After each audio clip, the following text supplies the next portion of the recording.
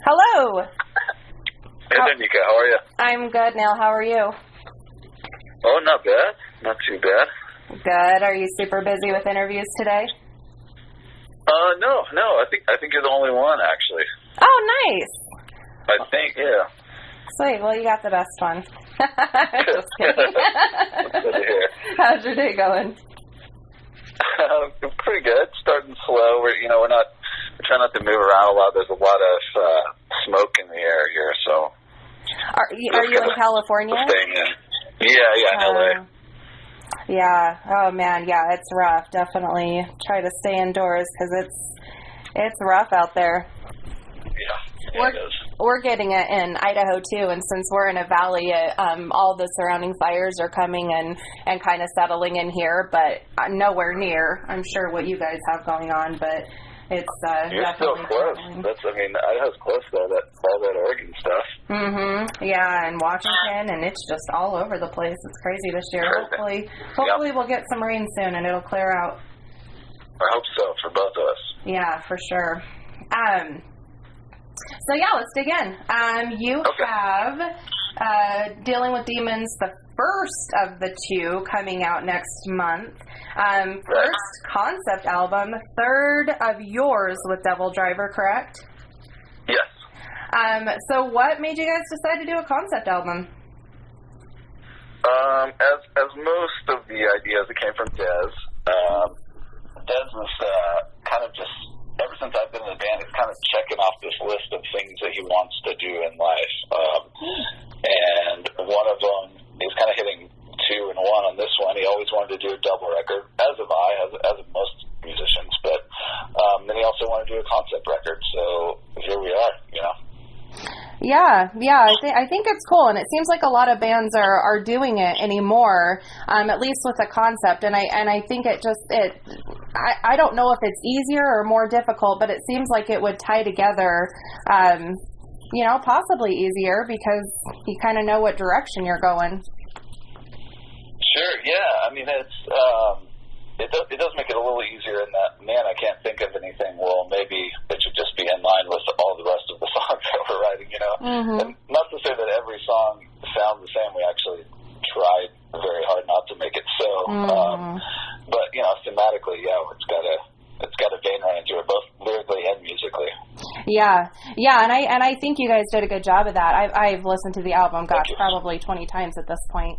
Cool. In my opinion, I think it's the best thus far. Yeah, thank you.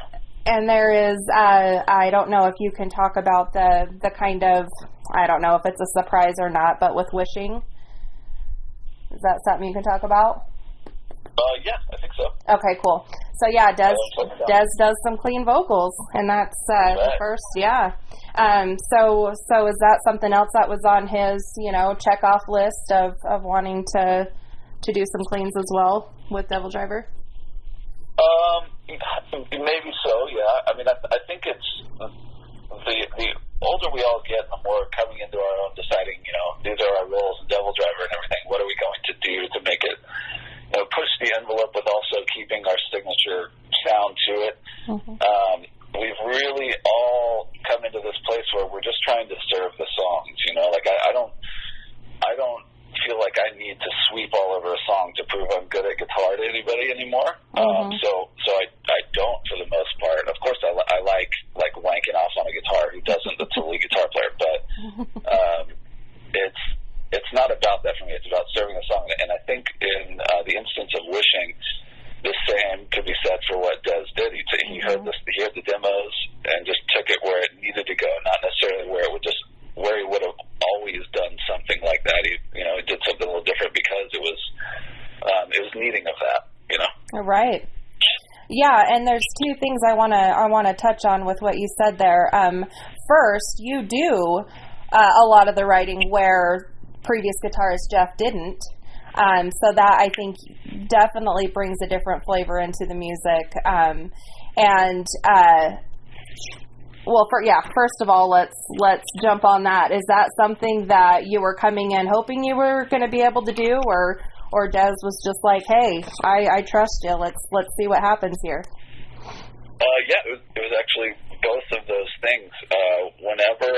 So I joined the band a full year before the record came out and we started touring. I joined at the beginning of 2015, and at the time, Des had already lost, Jeff and John, and John Berkland was also, a huge piece of the writing up until then. And so I think Des knew that he kind of needed someone that not only could fill the guitar role that Jeff left, but also be able to write a little bit. Of course, Mike is a wonderful writer in his own right, and probably could have done it without any of us. But I was fortunate enough. There were talks from the very beginning about, hey, Neal, if you're going to do this, we also need a writer too, which I've always been. That's kind of, if you look at my tax returns, that's what I do for a living, and have since I was 19. So there's no big thing there, and it was a fun new challenge, just to get to do a lot of metal. Yeah, because it's a different genre than you're used to playing, but something you, do flawlessly. Like it's just a second home for you. Has it been a difficult transition? As into getting into metal? Yeah. This is my first worldwide metal band that I've been in, but I've always been playing metal. I always grew up listening to metal. That's where I got my chops. Is learning early Megadeth, learning early Ozzy, Randy Rhoads stuff. That's how I cut my teeth. So there's something I always wanted to do. It just never came around until now. Oh, okay. Okay, well, with that, I had seen an interview, I think it was just recently, where Des, put you in a really high regard as a guitar player, even, comparing you to, at least talent-wise, as Zakk Wylde, which I think is a huge compliment and just shows what he thinks of you as a player. Yeah, that's very kind of him. I wouldn't say the same about me, but it's very nice of him to say. Well, all the humble guitarists, of course, are their own worst critic, right? Yeah, I suppose so. Zakk Wylde is, as he is to most guitar players, he's a titan of the instrument. He's one of the first. This will kind of date me, but one of the first real, I know I have to do this for a living was when Osmosis came out, which is 95, I think. Yeah. So I was 12. And that's when I really started thinking, that's the Zakk Wylde record. I know a lot of people don't hold it in the highest regard, but I do. I love that record. Right. Well, and I'm 38, so it sounds like we're about the same age. Yep. And there is something about, those albums that really have that musical influence for us that, they do. They might not be everybody's favorite. They might not be where everyone else started, but the one that you really latched onto and gave you that inspiration is of course always going to be the favorite. And I think that's what's so beautiful about music. Yeah, it is. You already put out 3 singles. Let's see, Keeping Away From Me, Iona, and Nest of Vipers. How's the response been so far? Good. Really good. A little better than the Outlaws record. Whatever. But we're super stoked with how everybody's into it so far. A little better than we thought it was going to be, the response. Yeah, well, and I don't know what the deal was with the response with that album. I thought it was really well done, and I really liked the spin that you guys put on all those old songs. So I don't know what everybody else's problem was. I think it was pretty polarizing, but I think it's no secret that we did that record for us. Right. Not that we don't do every record for us, but that was really a pet project if there ever was one. Yeah, well, and I think that's, like you said, how it should be. You should be doing it for you because, of course there has to be the, the fans and the financial input and everything, but if you're not doing it for yourself anymore, then what's the point? Yeah, it doesn't seem to last long for those that do that. Right. Then it's a job. Even though it still is a job, it's not an enjoyable one. Yeah. So I feel like with this album, there is, I feel like it does, even though it's still definitely Devildriver, it does have a little bit of an evolved sound. Was that something that you guys discussed? Was it a natural progression? Did you guys even notice that that's what was happening in the process?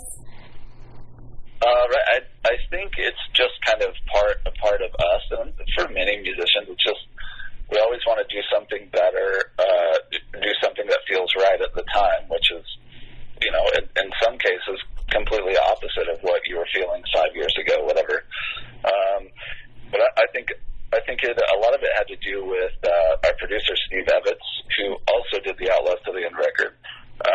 But in this one, it was way more hands-on. We really took, at least sonically, tried to take an approach that was different than any other Devildriver record. Where you normally just get a metal tone and this is going to be our bass rhythm tone for the whole record and we go from there. We actually took every song as its own entity and did a different sound on left and right, which I realize is no new news to anybody, but this is a kind of a classic rock way of looking at things they did in the 70s, 80s, 90s, where you have in our case you have me on one side playing one amp and then you have Mike on the other side playing another amp, and these amps switch vary between the songs, so you're left with something that's, to me, vastly sonically different than the other records. Mm-hmm. Yeah. And cool. I really love the way it's my favorite sounding. Of course, it sounds like I would just have this on a piece of paper and say this every time I do an interview, but my favorite sounding record so far.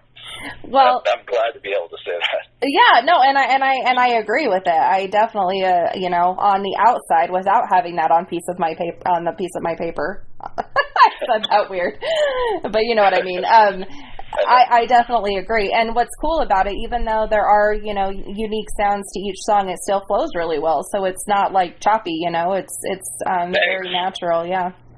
Yeah, we put a lot of, it's intentional. We put a lot of intent into that. Yeah. Yeah. Well, it's very well done. So there's lots of questions that I'm trying to fit in, and I don't want to take too much of your time, but, that's okay. The second part of this album, do you guys have any idea at this point when that release date will be, especially given the times? All right.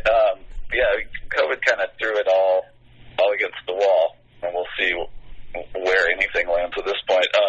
No, the last I heard, it was still maybe next year. I mean, the part of this was, at least at the beginning of this idea, which was before all of the lockdowns and everything, was to have this be a double record, but release it, each part separately but fairly close to each other. I think it was, if I had to give a number, it was something like an 8-month difference originally. Mm-hmm. So it would have been, one and then 8 months later the other.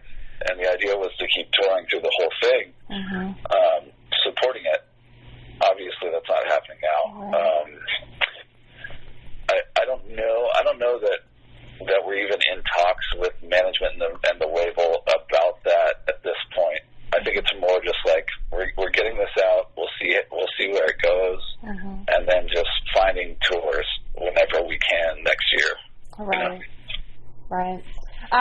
So were you guys supposed to be releasing it earlier and had to be pushed back because of COVID? Because I know some labels were doing that.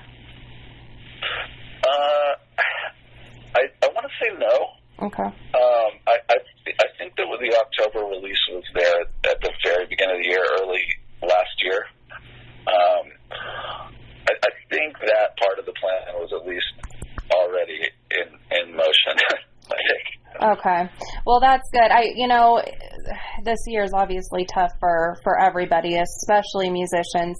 I am so very, very thankful, though, that music is still being put out because, that's a lot of our, sanity, any time, especially this year. So I think it's wonderful that, you guys are able to still put this out given the times, because it'll be, something that the fans can hold on for and hold on to and help them get, and weirdly the lyrics kind of go along with what's going on, which is really bizarre.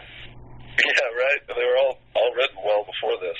Yeah. Clearly, it wasn't something that was written during this time. But yeah, I want to say thank you for saying that and appreciate it. I feel like we are put in this position by the fans only, that we are fortunate enough to be able to release records right now, and hopefully people will still continue to buy them, and that's where we're at. Yeah, especially right now, and that's something I definitely try to push in when I write these articles, because I don't think a lot of people put that into thought, that how much this is damaging, the music scene and the bands that we love. And so how important it is right now to buy those albums, to buy that merch, to, make sure that if you guys do an online live stream, to get those tickets for that, to make sure we keep the music going, because it's so important. And this is, a lot of, I'm sure you guys, especially your livelihood, you guys are very hard workers, one of the hardest working bands in metal. You guys are always going, so I'm sure this is a really, really tough time for you. Yeah. I mean, it of course is. Yeah, it's my main income lately. The past couple of years has been touring, and now it's gone. I'm also, I'm not blind to know that it's also a lot of other people. There's a lot of bartenders that are out of work that don't know when they're going to be working. Going back into the music, there's a lot of guitar techs, a lot of sound guys that.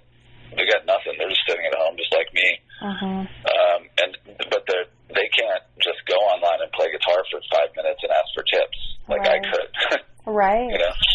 So it's I mean, I know I'm not the only one affected. So I definitely am not like poor me up here in a tree kind of guy. But yeah, it's nice for people like you to reflect on that and do so financially, help out.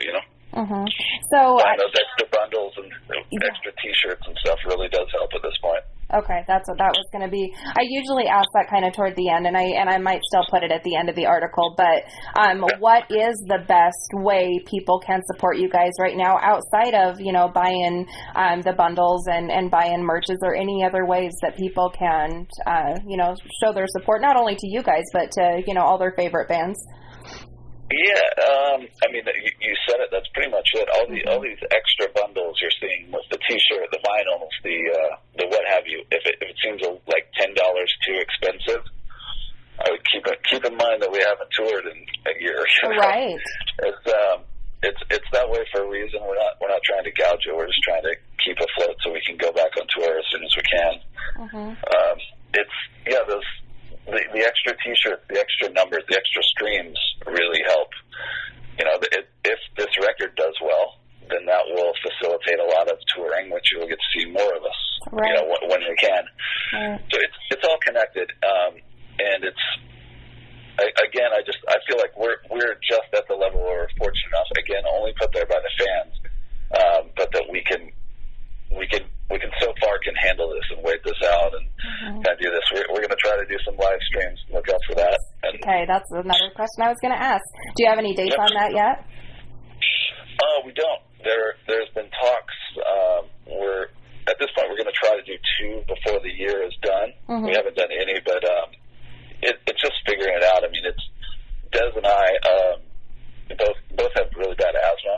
Oh yeah, really. I've been to the hospital I think 3 times in my life. I'm on inhalers constantly, and I just really have to take it all seriously. And it's just what it is. The only reason we haven't done it is we haven't found a space that seems big enough as far as we need to accommodate some space between us. We need everybody to be wearing masks, wash their hands. The deal. That's kind of why it hasn't happened yet. We want to do it, but we want to do it right and safe, and I don't want it to be my last show, Right. Well, and I have a lot of respect for that, even, outside of the obvious health concerns. I think just, putting that message out for, people that are kind of struggling with not fully understanding or admitting or whatever, wanting to know how serious this is. I think it's good that, some people that they look up to are, showing them that this is okay. It doesn't mean that it's not metal. It means it doesn't mean it's not metal. No, I mean, my mom's friend died from from this, not from complications due to a heart attack or something else. They died from COVID-19. So I've seen the serious ramifications up close. So when I hear most doctors saying, yeah, this is serious, yes, you have severe asthma, no, you can't go outside, then I listen, you know? Right, yeah.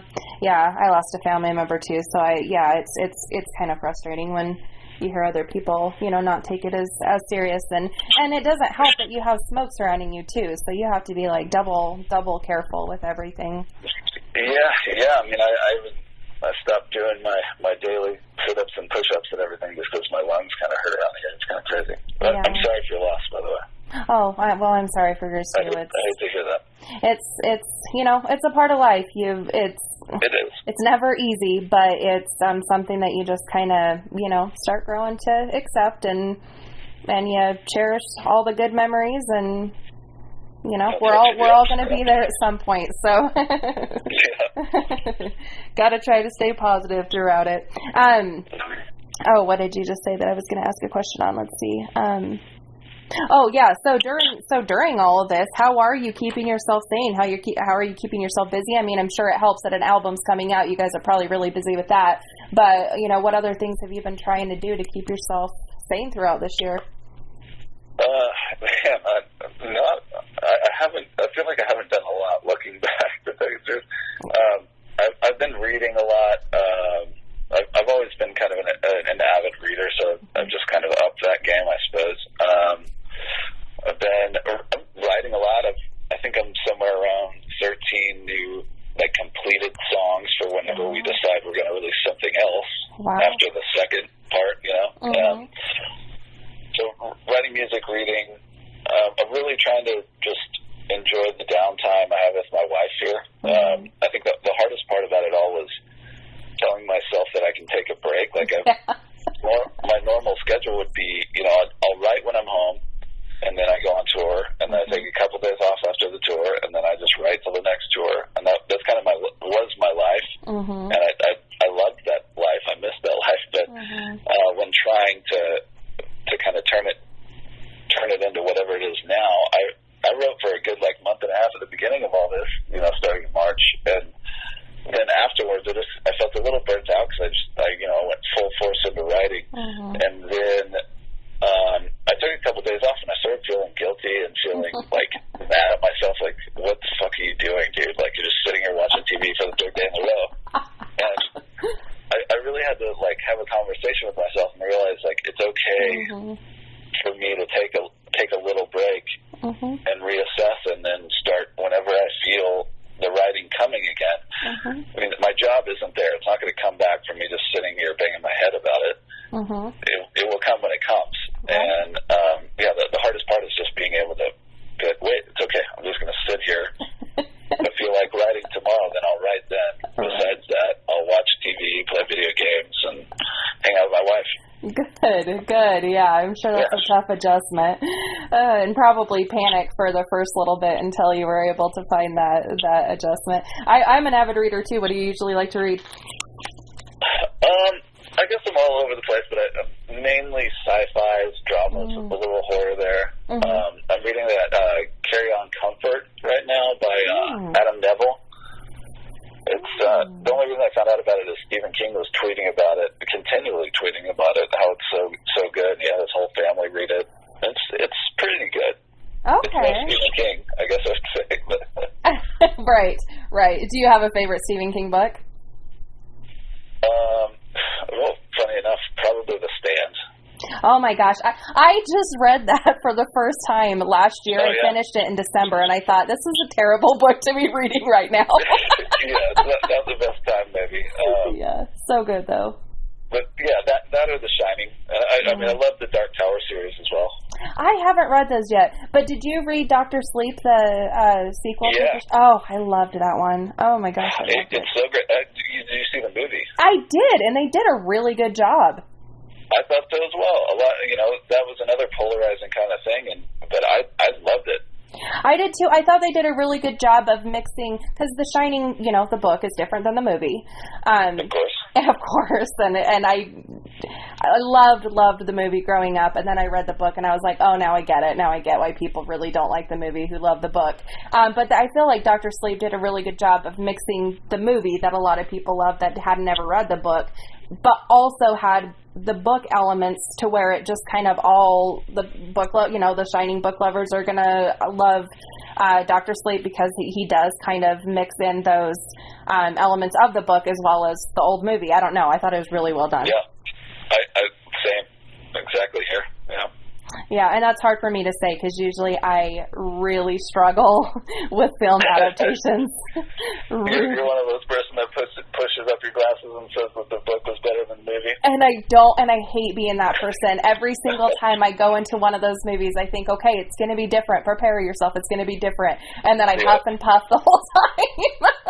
Yeah, I totally do that. Like whenever we were watching, I love Game of Thrones, and we were rewatching everything at the beginning of this year, and every time I'm like leaning over, I'm like, actually, the book is really different. I realized that fucking guy. Oh, I'm sure your wife loves that as much as my husband does. We have to have like a conversation beforehand. Okay, just don't say anything throughout this. But it's funny. So I did it really bad in The Martian. I loved the book, and the movie's good, but I got really frustrated because they took one of my favorite parts out. That was a big part. And so my husband is a huge Ender's Game fan. And so when that movie came out and he was huffing and puffing throughout that, I was like, yeah, it sucks when a book that you love is butchered. That's funny you bring up The Martian. That movie was like the ultimate tour movie for 2017, I think it was. But we watched that it was like the bus movie. We watched it again and again and again, like 3 times a tour. It was crazy. It's a great movie. It really is. But I don't know if you read the book. Did you read it? I did. Okay. Well, like when you're reading a book and you get to that point to where you're like on the edge of your seat and you're holding your breath and you're going, oh my gosh, how is this even how are they gonna get through this? Yeah. That part of the book for me, not even in the movie. Just stick it out. Wow. Yeah. I'm like, I didn't need to watch them make potatoes for 3 hours when they could have added that part in there. That was kind of like the Shining book. Whenever I had that edge of the seat moment, whenever they had when all of the not the forest animals, but the animals that were made out of the shrubbery animals came alive. Yes. They had like the lions coming, all this stuff, and then just not in the movie at all. I love the movie, but I keep it like a whole separate entity in the book. You have to, because it is totally different. Even with the weapon, I mean, the mallet in the book, and he has that like moment of lucidity and tells him, "Hey, go, run." This beautiful, sweet moment between them. That's just heartbreaking. That doesn't happen in the movie. He's just a psychopath. Yeah, he just turns and he's done. Yeah. But they put that in Dr. Sleep though. Yes. So that was cool. Love it. I need to watch that one again. I've only watched it the one time, but I loved it. I did too. Yeah. My husband's a big fan of the new It movies, so we watch them all the time. Last night, actually, we're watching it. Yeah.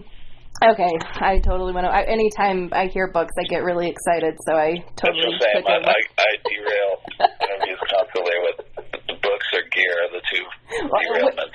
Which is going to be my next question. So here we go. Me and my husband also play, and so I really like. Oh, really? I really like gear talk as well. And you play Dunebolt. Is that your main source? Yeah. So. Back to the record. Get my head back in there. Right. Yeah, so mostly Dunables. The R2 shape has been my favorite, and then I have this Dunable prototype V. He's got I want to say it's called an Asteroid. Okay. Is the model, but this is a prototype for that model. I used that, and then just a couple of Gibsons. I've got a custom Flying V that I used on it, and then some regular RDs, Gibson RDs.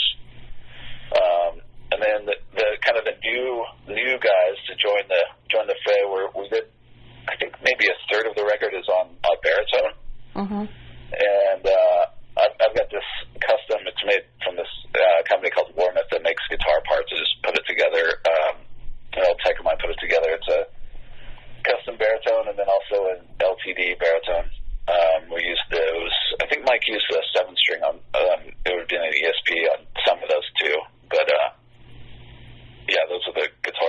Nice. What about amps? Amps, the main amps, again, like I said earlier, we used a little bit of a stable of like 6 or 7 amps, and Mike and I would just kind of switch between whatever flavor worked the best. Mm-hmm. The main ones for me would probably be, I've got this old Soldano SL60. So I briefly made one in the 90s. It just sounds great. I've had it forever. That we used a Bogner Ecstasy. And I want to say for a song we used this Tool made it popular, but this Rocktron rack amp that it sounds like just grimy, dirty, and it only works for certain songs, but when it does work, it's like chef's kiss. Yeah, that, and we also had a Friedman floating around, and then of course a PV, ubiquitous PV block letter that every metal album's got to have on nowadays. Nice. So yeah, you went back and forth between quite a few to get different sounds. That's cool. Yeah. I have a Laney that was born the same year I was born. I guess we could use that. Was made the same way I was born.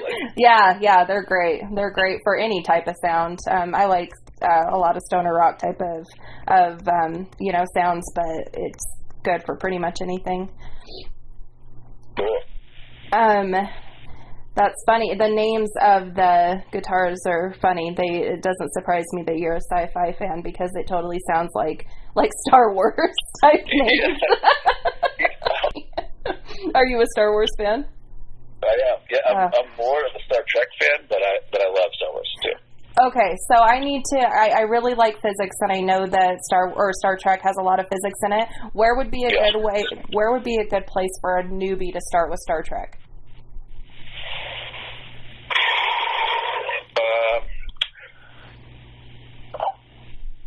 Maybe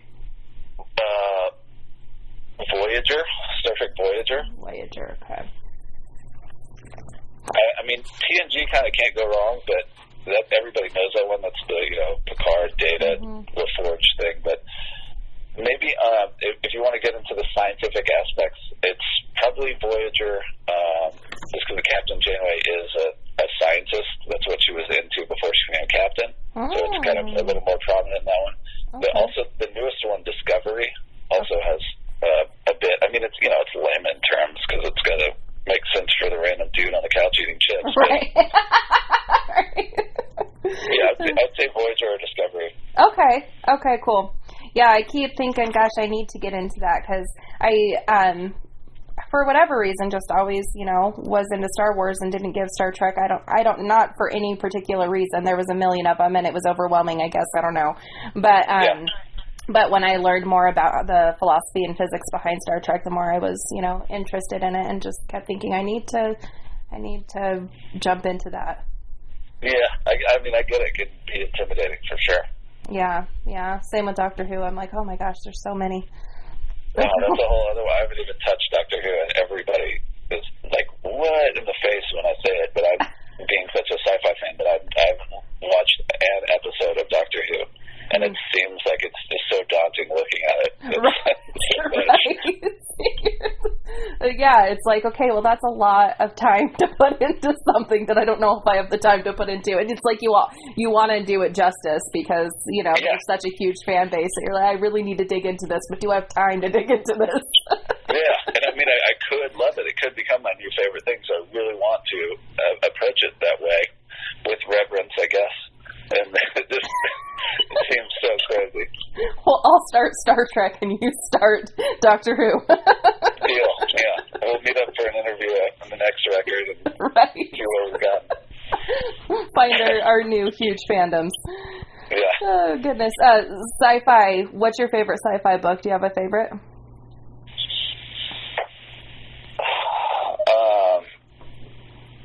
I mean, it might be The Stand. Yeah. Is that sci-fi, though? Right. We'll see in the next couple of years if it is. Yeah, I mean, that's a hard question. I get into the Star Trek books, so there are a couple of couple from the Titan series that I really like. I don't know. I mean, I would feel wrong if I didn't mention it. Yeah, it's either that or Game of Thrones. I need to try that one again too. I felt like I was reading what is Genesis or whatever. There were so many different names, and they were so weird names that I was like, I cannot keep track of who's related to who and who's married to who. And yeah, it's hard to put down, but not like in the normal way of like, oh my God, I have to read it. But it's hard to put down in that if you put it down for too long, then you'll forget. You have to remember so much to keep up. Right. You just got to keep going. Right. Yeah, that's probably another reason why it's intimidated me. I really like Do Androids Dream of Electric Sheep? Have you ever read that one? Yeah, Philip K. Dick, right? Yes, I haven't watched the movie because I'm terrified of watching it because I love the book so much, and I've heard that the movie doesn't have the dials on their back where they are deciding what emotion or mood or whatever they're going to feel for the day. Yeah. I've heard it's not in the movie. Yeah, I've heard that, and that they don't even have the electric sheep that he owns, and so I'm like, well, what are they doing then? It's a big part of that book. Are you a beer drinker? Yes. What's your favorite beer? I'm a drinker. What's your favorite beer? Tecate. Ah, nice. I live in LA, but I'm from Texas, and I kind of, when I was a kid, I went between Dallas and it's not Brownsville, but it's like around the Matamoros area, like right at the border. Mm-hmm. So I don't know. I just always, poor Texas family would drink cheap beer, and then we came out here, and Tecate's everywhere. So it's a good beer. I love Tecate. Yeah. Yeah. Sweet. So when you guys do an online live or hopefully, soon a live show, I heard you guys are mixing in some cold chamber songs now. Is that something that you guys are going to continue to do, or is that something you were just doing because you were playing, with the new metal bands on that tour? I don't know. I'm not against it at all. I like playing live the best, and if it can connect with somebody in a new way that's not necessarily a song I wrote, I don't care. Mm-hmm. If it's fun and it's live, then it's that for me, and that's it. Regardless of the band, of course, I like playing things that I wrote, but of course, right. Again, if 2 or 3 cold chamber songs doesn't scare me at all, and it enhances the shows, I think, or at least did on that tour. Mm-hmm. I would be surprised if we never played them again. I think it went over so well, and it's nice to celebrate Dez's career. Mm-hmm. But I think that we'd at least play 1 or 2. I mean, at least play Loco from here on out. I would think. Yeah. That one was huge in the 90s. Yeah.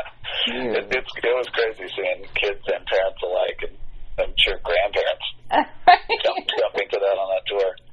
Yeah, I was a big cold chamber fan in the 90s, so I'm sure my parents would recognize it.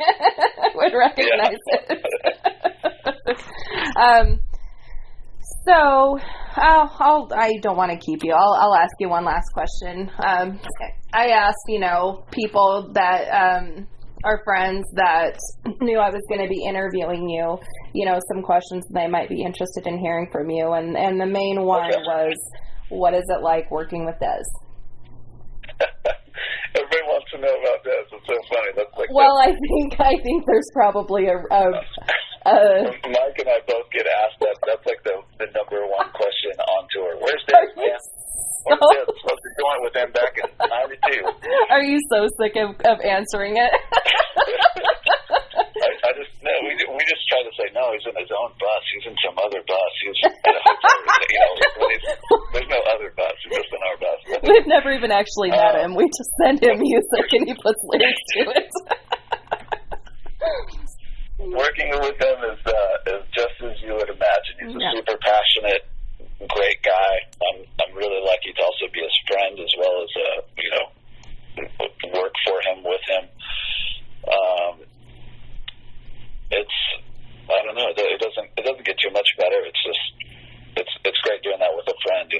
Yeah, right.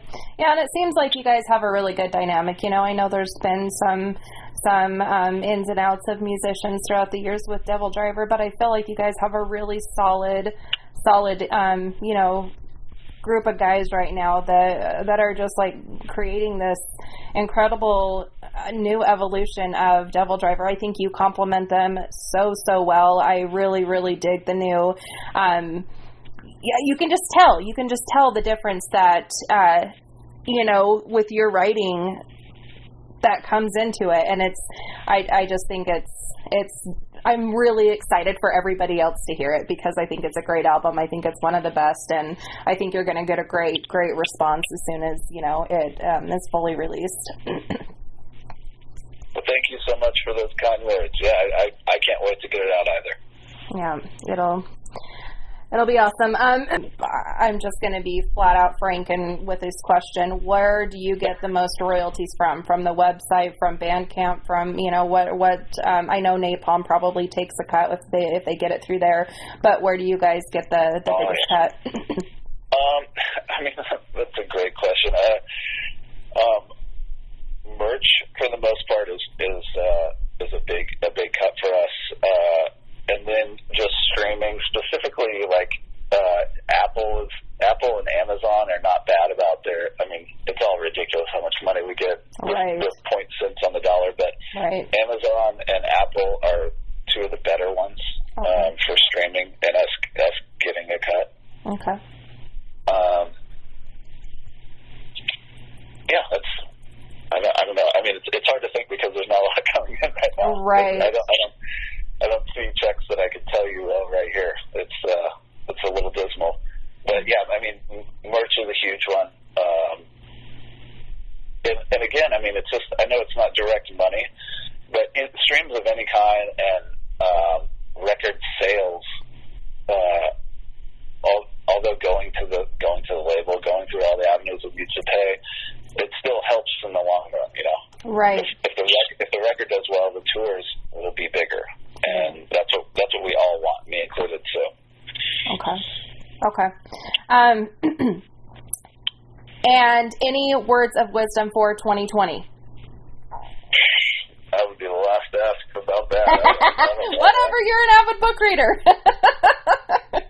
You're just being humble. Oh yeah. I mean, I'd rather not open my mouth and be named a fool. I'd rather just keep my mouth open and still just be thought one, you know.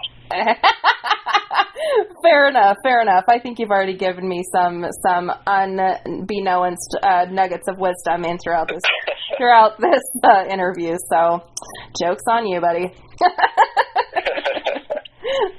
All right. Well, thank you so much for letting me take so much of your day. I really appreciate it. It's not a problem at all. Like I said, it's the only one I got, so I appreciate you calling me.